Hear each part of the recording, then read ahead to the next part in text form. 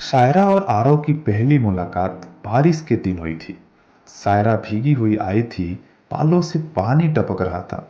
आरव ने बिना कुछ पूछे उसके लिए तौलिया रखा। शायरा ने मुस्कुरा कर कहा, तुम हमेशा इतने शांत रहते हो क्या? आरव मुस्कुरा दिया। शायरा की हंसी को वो पहली बार महसूस कर रहा था। वो चाय की दुकान अब दुकान नहीं रही थी, वो अब आरव की सुबह का मकसद बन गई थी। हर दिन वो दोनों चाय पीते, बातें करते, कभी किताबों की, कभी जिंदगी की। सायरा बोलती रहती, आरव बस सुनता रहता। वो उसका सुकून बन गया था और वो उसकी आदत। कई बार आरव के मन में आया, वो कहते, तुम मत जाना सायरा, लेकिन वो जानता था सायरा को सपने पूरे करने थे। एक दिन सायरा बोली, आरव मैं शहर जा रही हूँ, मेरी पढ़ाई खत्म हो गई है। आरव ने सिर्फ इतना कहा, अगर लौट सको तो लौट आना। सायरा की आंखें नम थी, उसने बस सिर हिलाया, अगर मेरी किस्मत में हो तो मिलूंगी फिर। सायरा चली गई और उसके साथ चली गई आरव की सारी बातें। वो अब भी सुबह उठता, दुकान खोलता था, लेकिन अब चाय में स्वाद कम था, मुस्कुराहट में रौनक नहीं थी। हर चाय कप में वही खालीपन दिखता था जो उसकी जिंदगी में था। लोग बदल गए, दुनिया बदल गई, पर आरव नहीं बदला।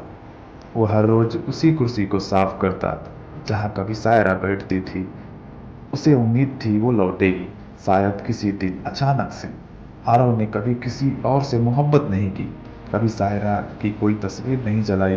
वो अब भी हर जन्मदिन पर उसका मनपसंद गुलाब लेकर आता, उसी कुर्सी पर रख देता चुपचाप। एक दिन आरव को एक लिफाफा मिला। उसने कांपते हाथों से खोला, सायरा का नाम लिखा था, प्रिय आरव, शायद अब भी तुम इंतजार कर रहे हो, और शायद ये खत पढ़ते वक्त मैं तुम्हारे बहुत दूर हो चुकी हूँ। मैं कोशिश की थी लौटने की, पर जिंदगी ने वक्त नहीं दिया। माँ की बीमारी, पापा का अकेलापन, और फिर वो रिश्ता जो मैंने कभी चाहा ही नहीं। शादी तो कर ली थी मैंने, लेकिन मोहब्बत नहीं हो पाई। तू हर रोज मेरे ख्वाबों में आता रहा, तेरे बिना चाय भी फीकी थी और हर रिश्ता अधूरा।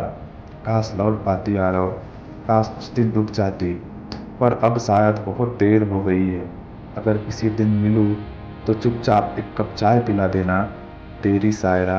आरव ने खत पढ़ा, बहुत देर तक चुप बैठा रहा, फिर कुर्सी को देखा जहां वो आखिरी बार बैठी थी। उसने दुकान बंद की और कभी लौट कर नहीं आया।